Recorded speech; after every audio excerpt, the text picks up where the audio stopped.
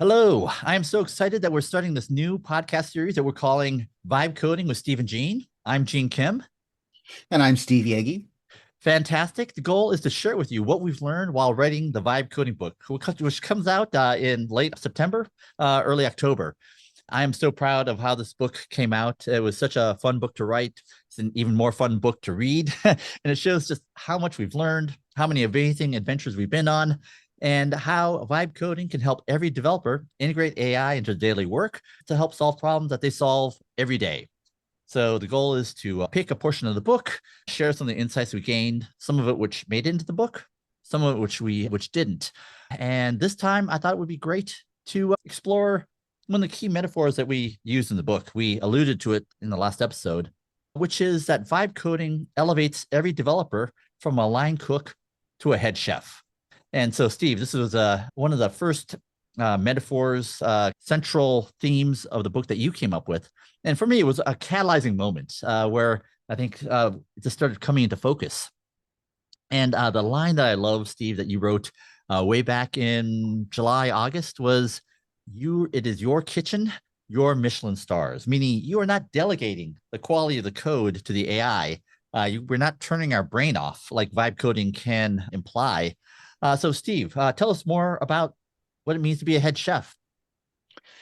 Yeah, so I mean we explored all sorts of metaphors. We need metaphors here because things are changing so dramatically for programmers that you have to kind of come up with examples of other things that they know about. And there are a lot of them out there floating around, right? I mean, Simon Willison's crazy intern was a really good one, for example. They do act a lot like a crazy intern, right? But the chef metaphor just became so incredibly rich, and I think it's just because software is like cuisine. There's a lot of preparation involved. There are a lot of ingredients. There's a lot of coordination, etc. There are a lot of similarities, and we found we could stretch the hell out of that metaphor. So we pretty much beat it to death in the book, but in a pretty funny way, I think. We managed to make it. Look, I went back and I've reread the book several times now, and always dreading it, always scared, like what have we done? And it's always a good book, and it's pretty funny too. I'm really happy about that. Yeah, no, it is a really funny book. In fact, I mean, I am so proud of the way the book turned out. But it's interesting. Simon Willison. I mean, his early characterization of AI as brilliant but somewhat crazy summer intern who believes in conspiracy theories, I thought had a lot of spy, a lot of explanatory power, but it was incomplete, right? Because AI is also a sommelier, a detective, accountant, master chef, right? It's read every cookbook in the world. And so we're looking for a broader metaphor that could explain just how much of it's not something you can just delegate to, right? You can actually use it in many ways, including like the master Git surgeon, which, we talk about later in the book that when you get into trouble, you will need its ability to recover things from Git. But, so kudos to Simon Willison. But we were looking for just a broader metaphor that can explain one, the human's responsibility, the developer's responsibility, but also the ways that AI can be so useful. Yeah, and this metaphor, interestingly enough, it survived the transition from us doing vibe coding with chat before vibe coding was even called vibe coding, right? Back when I was calling it chat-oriented programming. And the metaphor actually improved when we got to agentic coding and then just flourished when we got to multi-agent agentic coding, which was kind of relatively late in the process of writing the book.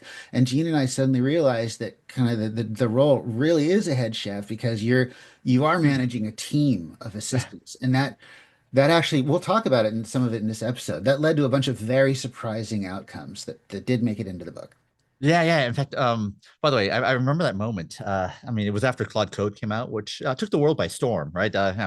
What percentage of developers are actually using it? It's probably way too small. Things like source code amp, the Gemini CLI tool, but something really amazing happens when you have agentic coding, and that phenomenon we noticed was that you ask it to do something, and it starts grinding away, and you as a developer have nothing to do.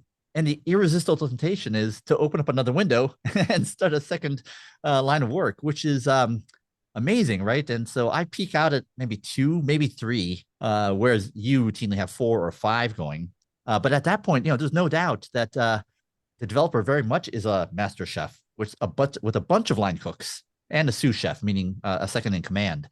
And so I remember that moment in January where we're talking about sous chef, and then it became sous chefs plural or line chefs plural, just describing how you are overseeing a potential fleet of agents. Do you remember that moment, Steve?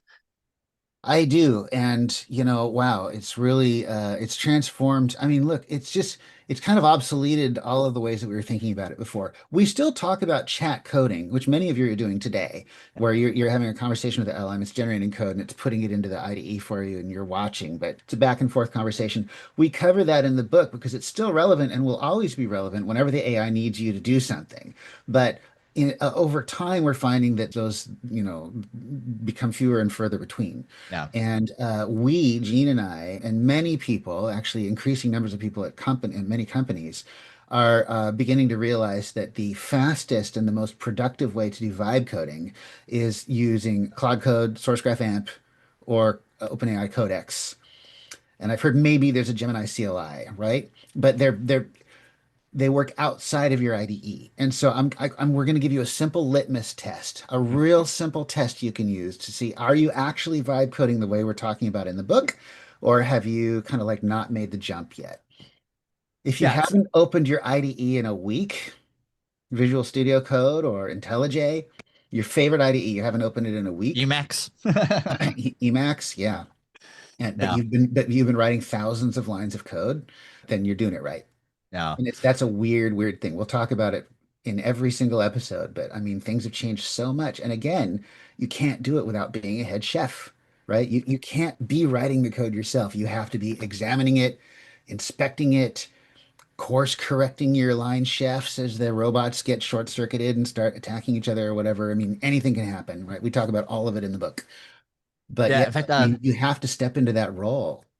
yeah, and so I by the way, what's the reason why I think we have so much energy to record these is that I'm going through the book and I'm finding all these sections like we got to talk about this. So there's a section that we have in I think it's on the introduction. It's called Vibe Coding for Grownups, and it reads, YouTube influencers. They give examples of generating World War II flight simulators in a single prompt.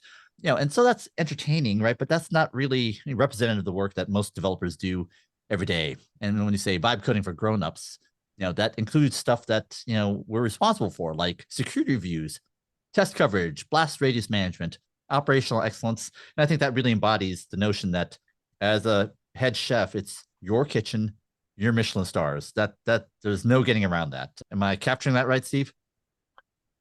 Yeah, that was another kind of shocking realization that we had, was that this is a non-optional change, that this is actually happening to the whole industry. And the reason is that you just can't compete if you try to do it the old way, right? You may be really, really good at a specific domain. Your best shot right now as an engineer of avoiding all of this and putting your head in the sand and just going la la la and like not having AI encroach in how you do your work is if you're working on a very large monolith, a very large Oh, one, like the size of, the front ends for Amazon, Google, Netflix, whatever. I mean, we're talking, these things are not beautiful microservices. They are the crummiest, legaciest, most complicated, undocumented monoliths you've ever seen. And then they're not even so bad compared to the ones you have at old banks and stuff, right? If you're an engineer working on one of those things, then yeah, it's going to be another 6 months or so before you have to worry. But it's coming. The time is coming, because what's happening is with each new release of these things, which is getting exponentially faster, their cognitive tendrils are getting longer. And that means they can take larger and larger bites of your problem, and your problem can be decomposed at some level. And so it's inevitable that somebody's going to come along and make you look bad by using AI on your monolith to break it up. So we're going to talk about all this in our show, but it was a chilling realization that you have to do this. You have to play this game. yeah. And by the way, just to kind of underscore give some color to that comment, there's a quote I'm hoping that we can get into the book. There's a director of dev productivity at one of the Frontier AI labs who actually, no, this actually came from the OpenAI Codex team. They said, for the developers who are using it internally, they're getting fantastic productivity benefits, right? They're on a different curve than the people who are coding by hand until they have to work inside of the Chat GPT monolith, That's which right. suddenly, right, means that you now don't have the independence of action. Small changes can ripple out and cause big problems across the whole system. So I think the reason why Steve said what he said is that kind of like one of the pockets of safety where you can maybe get away with not using AI are in those tightly coupled monolithic systems because of those properties, right? So Yeah. the inverse is also true, right? To probably get maximum advantage of AI coding assistance, you want independence of action. You want to be in a modular system where you have complete independence of action, where Mhm. nothing you can do in your part of the system can impact other areas of the system. Yeah, I mean, we've talked to companies at all points on this spectrum from, we just finished refactoring our entire company into beautiful little microservices and AI is just going crazy for us. It's great. To we have one repo with a billion lines of code in it, and nobody understands it, and all the people left who worked on it. And AI is not working so great for some of them, right? Now, with that said, there are absolutely things that you can do to apply AI to these problems to help make them more tractable for things like vibe coding. Yeah. And we'll Yeah, talk about some of those too. But uh, perfect. but yeah, Uh, we've seen it all. and just a hint at a future episode, the three things we talk about that you need, that humans need, and also AIs need: fast feedback, modular architectures. It's fast feedback, modular architectures, and right. Absolutely. In so there's another phrase that really got me excited as we talk about things that head chefs do. You say, despite all the changes, as programmers, we often find ourselves doing many of the things that we've always done when vibe coding: design, task decomposition, verification, hardening, deploying, monitoring, merging, cleanups, unfortunately. And these remain relevant and important no matter who is writing the code. Steve, react to that? I mean, yeah, so you can look at it both ways, right? We've got a lot of people saying coding was never the bottleneck, or writing code was never the bottleneck, but the LLM is not just writing code, right? It's testing the code, it's verifying, it's doing whatever you tell it to, because it's not really it writing the code. You're writing the code, okay? It's just that it's doing the production of it. It's a complicated kind of situation. There are a lot of misconceptions about it, and that it can only be used for toys, and we're going to be talking about all of this in the show. Yeah, Gene? Absolutely. So you can't delegate responsibility to the AI, right? You're ultimately responsible for the quality of the code that you create, whether an AI helped you or not. And as a head chef metaphor, we're talking about like you might be the head chef of one kitchen, involving potentially a handful or even a score of agents, or you could be a head chef overseeing a global restaurant chain, right, where you're responsible for all of those kitchens. So I think So let's do a real quick timeout reality check for people, right? Because I'm sure a lot of people are just like completely like agog at what we're saying here, right? I remember when I first heard about Claude Code before I even knew what it was called. We heard rumors, okay? And it's weird when you hear rumors across companies, right? Because I mean, like companies are pretty secretive. And we heard rumors that the people over at Anthropic weren't using IDEs anymore, that they were using some command line tool to write all their code. I mean, it sounds hilarious just to say it out loud, right? And we were, of course, there's that's the dumbest thing I've ever heard, right? That's not, you know what I mean? Like it was just like no, it was just it was just complete rejection of the idea. And it wasn't until I actually tried it myself and actually had to spend a little bit of time with it, kind of like finding my way around it's like, getting a new car with no airbags, no seatbelts, no nothing. It's like literally the first time anyone's built a car. So it's really easy to crash it. But after that, I realized, oh my gosh, this command line tool thing, it's got legs. And I know how you feel if you're resisting it right now. If you're like, no, no, my IDE, right? Gene brought up a really important point to start all this off, which is that all of your engineering skills still matter. You're still the engineer doing the work. You're just like a senior engineer now. You're almost like a team lead. Yeah. That's why we call you a head chef. It's because you can actually have multiple helpers at once and they can be doing like really important things for you. But again, it's sort of they're extensions of you. Oh, it's a very complicated topic. And it's how we wound up with a 300-page book. yeah, in fact, so I'm gonna share a story of I mean, this must have happened in April, where we had this kind of strange. So imagine, we were nearing the end. We have a sort of a burn down chart of where we need to go, right? And we're resisting writing new sections because we're introducing work that we potentially might not need to do. But there was something that was like really bothering us, and it was this weird. We started talking about how we were both not very good at Git. And by the way, as a someone who I consider myself a pretty mediocre developer and maybe not smart enough to use Git. And to have Steve also share, right? To have Steve also share that he's not very good at Git. And we both noticed that like we were both using Git in a very kind of primitive way, basically like a glorified save button. We would maybe work on a branch, maybe merge the main, maybe use it to undo and go to a checkpoint.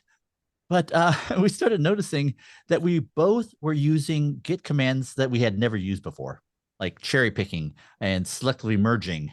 And these are categories of Git commands that, in my mind, only Git virtuosos use. And we started asking ourselves, why were we using these Git commands that we'd never used before? And Steve, you had a startling observation and insight. Yeah, those were team commands, right? That's when we were like, oh, this was late in the writing of our book. Like this was right towards the this is pretty recently that we had this realization. But it was more confirmation that our head chef metaphor really is the right one. Yeah. Yeah. And so we'll talk about something about sort of activities that we do in layer one, layer two, and layer three of organizing systems. But as we were writing that, we noticed we had this realization that the reason we're using these Git commands is that we're doing things that teams do, like managing parallel development. In other words, to have multiple agents working on potentially the same areas of the code base, you need some way to manage that. You need to separate those activities. You need Yeah. to, it's one thing to branch, but it's another thing to Exactly. merge. How often, as an individual solo developer, do you wind up having to reconcile conflicts across multiple branches, that have thousands of lines of changes in them? Being like, no, I mean, right, right. I mean, like most developers actually prefer to be single-threaded, where you're just working on one thing at a time. It's actually considered good practice, right? You can focus, In and that fact, all can we gets just thrown out the pause window. there? Because I mean, I thought that was such a in the ideal, right? We want to work on one thing at a time, right? And so the number of times you're working on different branches is probably not the ideal, right? You want to work on one thing to ideally conclusion, just to underscore that point. And what's happening is now your individual workers are doing these things to conclusion, but it's not really conclusion. The conclusion is when they're merged.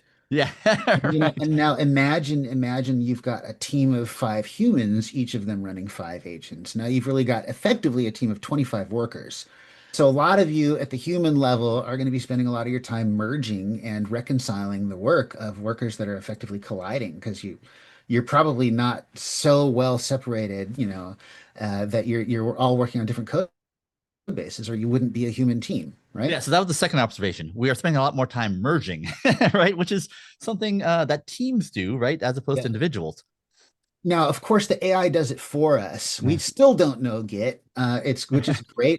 We do things like say, where did all my tests go? And then we'll have a whole episode on that. Go find them, and it'll go search through the Git history. But you can say really much more vague things like, oh, I made some changes on a branch somewhere in the last like 6 weeks. And, I think it had the name Bob in it somewhere. And can you just go track it down for me? And it will. Right? I mean, seriously, these things are they're Git virtue. They probably know Git better than Linus Torvalds at this point. And by the way, there's actually a wonderful section about actually Matt Ring from John Deere. He had this kind of interesting comment. It's like, why are you slamming Git? And it actually led to a section that we added where we described just how cognitively difficult Git is. I mean, it was written by Linus Torvald for himself. And it's like one of these things where sort of the implementation details leak into the user interface, where now we're talking about SHA-1 hashes, as as a way of describing things. That's not a great interface when you have SHA-1 hashes being passed around. And so we actually spent 2 paragraphs just explaining it didn't have to be this way. Like it is like really hard. I think our younger viewers just do not appreciate that. Because they grew up with it. It's how the universe works. Of course, there's hashes that uniquely identify the blah, blah, blah. So yeah. Yeah. But fortunately, like it's no longer, I mean, it's just no longer a barrier. Git is now truly the tool that it was always meant to be. And this is true of a lot of tools like FFmpeg, you name it, right? That just weren't getting enough use because they were too hard to use in the past. You have access to all of these tools at your fingertips now, right? Yeah. Anytime if they have an MCP server. Yeah. And Steve, I haven't even told you the story. This happened to me 3 weeks ago. I forgot to do a Git fetch or Git pull, and I made a whole bunch of changes. And I did I did a pull request, and I had 35 merge conflicts. I mean, I almost pooped my pants.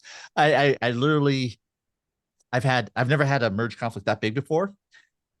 And even the ones that were 1/10 the size, often I would just retype the changes in because they were so bad. But I mean, I had done so much work and I forgot to pull or Yeah. fetch, and I panicked. But I it blew me away that I asked Claude to merge the changes. I mean, it was changes splattered around across files that were renamed and so forth. I was shocked and stunned. I mean, I think it was like a 15-minute activity, and it effing worked. I mean, I just could not believe it. I'm laughing because you said you panicked, and I know that feeling. The panic that you can get from vibe coding, the panic that can ensue from discovering that your agent, one or two of your agents, were doing something horribly wrong for hours to days to weeks. The cold pit at the center of your stomach that you get, it's just, oh my gosh, it's like nothing. It's like that time you accidentally brought all production down for your Yeah, company, right? And you yeah. passed the initiation right. But it happens with vibe coding like every week. So this is part of why it's so addictive because the combination of the dopamine and the adrenaline.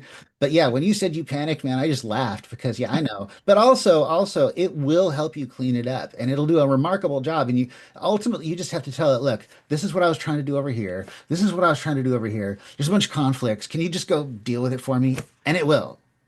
Yeah, in fact, I'm going to see if I can find a screenshot of what that merge conflict looked like, and I'm hoping it will sort of trigger, like a horror story, like a ghost story. Yeah. So the good news is that agentic coding tools can help you master and get to do things without having to be a Git expert. So we talked about managing parallel development, which often means merging. I'm sorry, branching. Branching's scary cousin is the merge, but there's other things that teams do to work well, which is they set standards, they have great onboarding procedures, and they coordinate larger projects. Do you want to comment on any one of those? Yeah, I mean, look, it was such a shock and a revelation to realize that I had just kind of evolved an onboarding routine for my new agents, right? As soon as you cross the threshold of, I think it was when you get to your third agent, that's when you realize the communication coordination costs start soaring upward. They're kind of like quadratically or worse, maybe exponentially. And it depends on how you organize things, but I realized I had to color code them all and give them different names, and then I had to have special dedicated. There's a lot of process because the tools are completely lacking right now, right? Yeah. But it was such a shock to realize that I was going to have to be working that way. Yeah. They say, we're going to talk about misconceptions in the next episode. But one of the things that, some maybe senior engineers do is like they give these AIs a really tough problem that a human would have a hard problem, let alone a new engineer who just joined the organization. And so the notion is that when you take great pains to establish coding guidelines, style guides, documents to help you navigate the code base, explain what the program does, what the modules are, how they relate. Those not only help humans, but they also help the AI. And I think that's an important part of setting standards. Yeah. This harks to Dr. Daniel Rock's, drift, right? The drift that we'll Mm. definitely spend some time digging into and talking about. But it's a technique that an economist at the Wharton School came up with his team to sort of create a mind meld among people to create software that's really should have been well beyond their abilities. And you do it through shared artifacts. And that shared artifact it becomes all important because it's your spec for the project, it's your status for the project. It replaces all of the documents that we used to have in product management and project management as the single source of truth. And in the ideal, it's actually the code itself, right? And yeah, the anything to add to Dr. Daniel Rocks? Well, Edit point I was just going three. to say the Yeah. onboarding part. The onboarding means literally bringing the agent up into that system, Yeah. into that ecosystem, and telling it how it fits in. But since you have the artifact, it can read all that, and really all Yeah. you have to do is kind of give it the quick on-the-job training for the specific task that you want it to do. Yeah. I love it. In fact, I think we see this manifesting itself in the agents.md file or the claude.md file or the gemini.md file.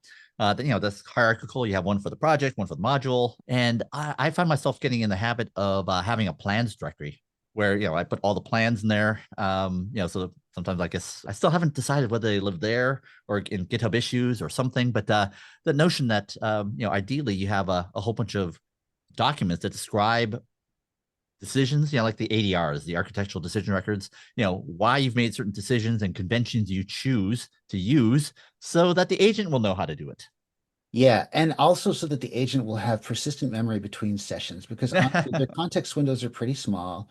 And so it's like the movie Memento, right? Where they get a complete reset amnesia every 200K tokens, right? Which is not very much. It's enough to do a very small programming task and then maybe vet it, right? And so these artifacts, why are we blabbing on and on about these artifacts? It's because when you switch to vibe coding with agents, you have to provide memory care for these doddering LLMs.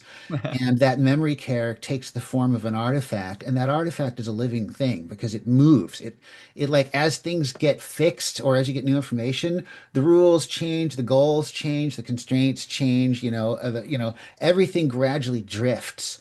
And so keeping that document, you can use the AI to keep the document up to date, like your plans directory. I have to tell it every once in a while, get rid of all the old plans, really, because it loves to hold on to old plans, right? But the art of managing that stuff today is how you get ahead and be one of those 10x vibe coders that you hear about, right? It's the Yeah, ability to manage memory for these things. actually, just a quick question, Steve. I have a difficult time deleting files, even if it's updated plans. Do you actually, even now, I just tuck them into an old directory. Do you actually delete the plans? Hey man, that's what we got Git for. Yeah, very good. All You right, so check it in first, but we talk about setting standards, onboarding procedures, and then like what do you do when the agents are doing such great work? One of them is you take on more ambitious, larger projects. You want to talk about that?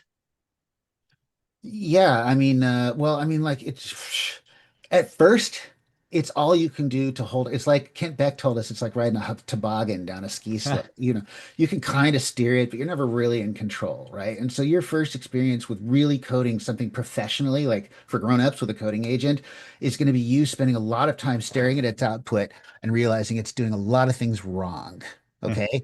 And just intervening at every possible, right? We've compared it to a toddler with a chainsaw on ice skates. You just like it's very powerful. You got to direct it, right?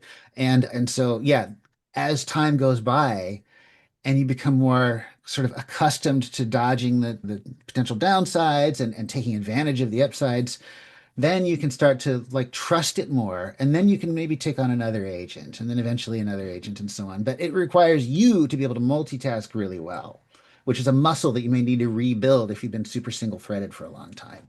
But Right. ultimately, you need to be able to cognitively switch between projects that ideally are quite isolated from each other so that you don't have to worry about the merge problem. Keep those work streams as, on separate projects. But then you, as the manager, are now like having to understand the state and, a current state. And we're talking about down to the code being generated right now state for two different projects or five different projects. And so it's definitely something you build up slowly over time with practice.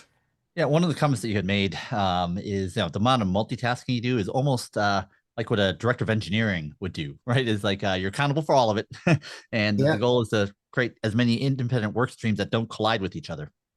Yeah. It's just pushing you up sort of the scope, the responsibility chain. And you know what? It's great because you don't have to worry about the people sides. It's not like your agent's going to come to you and say that, its dog is sick and they have to go to the vet this morning, right? The agents are just tireless, golems that will just complete whatever task that you give to them. It's not like you have to learn to be it's not like the icky sides of being a manager.